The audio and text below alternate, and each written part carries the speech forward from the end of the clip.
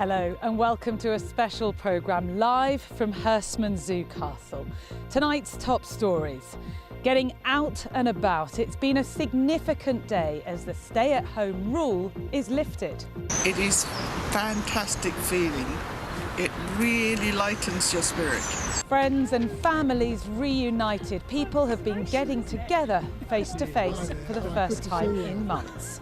Also in tonight's programme, Love All, it's back to the tennis court and the golf course as hundreds of grassroots sports clubs open up again.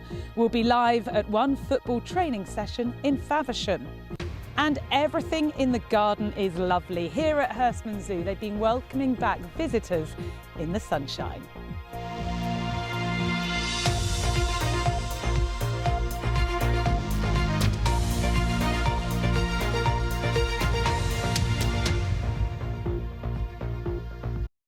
Hello, good evening and welcome to Herstmonceux Castle in East Sussex. After a sunny day in which we took a significant step forward on the roadmap towards easing restrictions.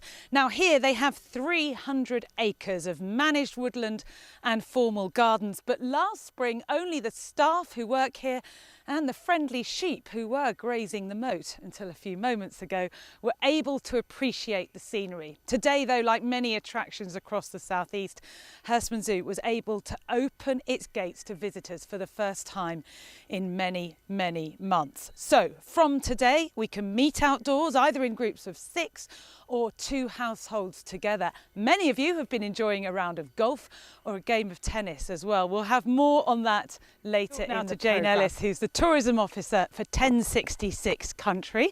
Thank you for having us here this evening.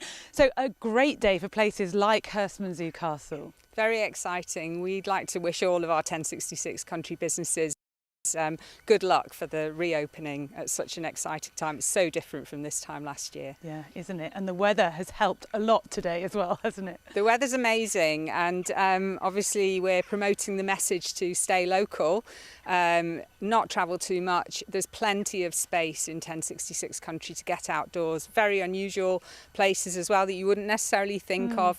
Are attractions, visitor attractions such as Herstmonceux Castle. Battle Abbey reopens today, but the grounds only. And so think of places that you wouldn't necessarily consider as an outdoor attraction. Because one of the problems we saw last summer when people couldn't go away was certain areas of the southeast, some not far from here, got very crowded. That causes problems, obviously, for visitors and residents. That's right, yes. We're promoting underneath all of our messaging the message respect, protect, enjoy. Respect not only the local environment but also the community that lives in those places that you're going to consider visiting. You are local yourself if you're coming out to visit what's on your doorstep, so just think of those people and then everybody will enjoy it and will welcome you back with open arms. But a big theme of the past year has been the ability to rediscover in some cases what's on our doorsteps and perhaps we haven't always appreciated. Exactly, yeah, and I think also this year more than ever people have enjoyed the great outdoors. So we have a few new things happening in 1066 Country. The 1066 Country Walk is being revamped with the fantastic sculpture trail. The Rye Discovery Centre is going to be opening soon, and all of these places are to be enjoyed, but to try and discover some of the hidden gems as well, to avoid the honeypot places, and Winchelsea, Pevensey, Herstmonceux, Bodiam. Those are 4 of them. I reckon you've name-checked every place in 1066 Country. Lots of hidden gems, Jane. Thank you very much. Well, we've come up now to the beautiful walled garden to have a chat with Guy Lucas from Herstmonceux Castle. Thanks for joining us this evening and thanks for having us. Thank you. So, day one, you've been open to visitors. You had more than 50 people here, didn't you, on a Monday? Not bad. Yeah, it's good. What was it like for everyone to have visitors back? It was lovely to have everyone back. It was a relief that all the work had kind of been appreciated by the people that we were doing it for, and it was just lovely to see life in the place after so long. We came and filmed with you, didn't we, last April, almost exactly a year ago, and you were all on your own here with the beautiful gardens, mowing the lawn.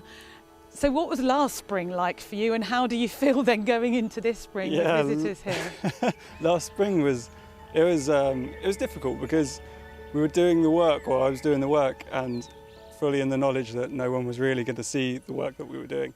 And it was lovely to actually have this build up for spring, knowing that, or in the hope that people were going to be able to come back and appreciate what had been done and what a lovely place it is. It must have been soul destroying then, doing all this work and having no one to appreciate it apart from yourselves and, as I mentioned, the sheep. That's it. I guess you don't like them coming in here. No.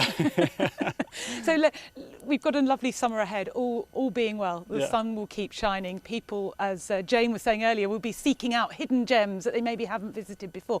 Is it a good opportunity then for you here to open visitors and show them what you've got? Yeah, it's a wonderful opportunity. We've got 300 acres. We've got so much room for people to be able to safely enjoy the countryside and to be able to enjoy the gardens, the grounds. We've got the science centre that will hopefully be open in May.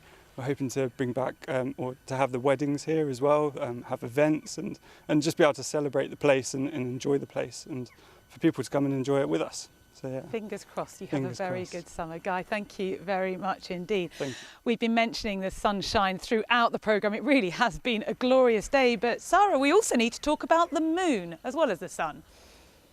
Well, we've got lots of things to talk about, Natalie, and here I am at a safe distance away from you, quite fittingly next to the sundial, the giant sundial that's been here since 1975 and really speaks to Herstmonceux's affinity with celestial beings, both the moon and the sun, and the fact that there's been a weather observation site here, an official one for the Met Office, for decades in Herstmonceux, which is why I can tell you absolutely for clarity that it was just 13 degrees here today. Plenty of sunshine, but not the real warmth that we're likely to see over the next couple of days. Got to tell you, I have no idea how to read that.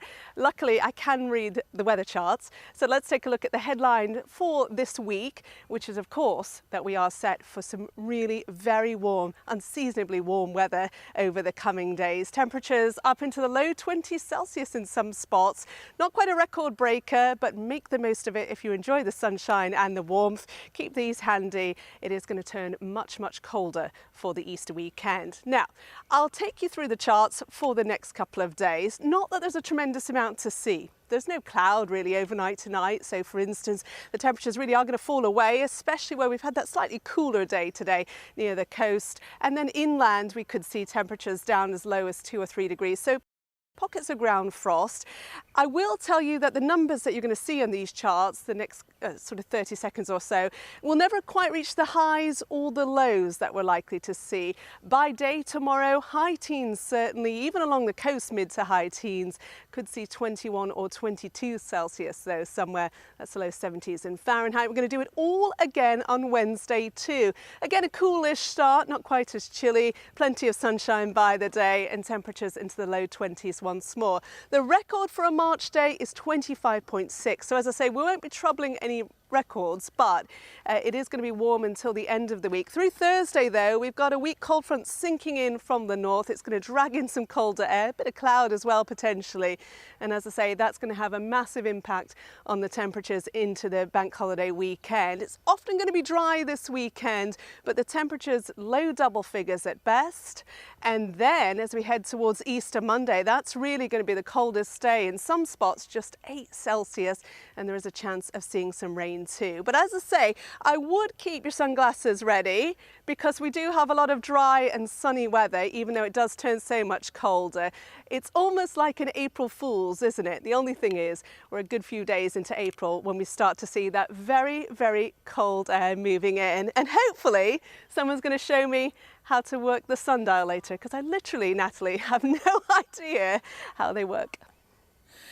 I don't have a clue either. I tell you what, it's getting cold here, isn't it? After a really lovely day of pretty warm sunshine. Well, that's it. After day of the rule of 6 now being allowed, you can go outdoors and meet people face to face as long as you stay local. So whatever you've been doing, whether you've been meeting friends and family, playing golf or getting married, hope you had a wonderful day. We're going to leave you now with the scenery here from the rather beautiful Herstmonceux Castle.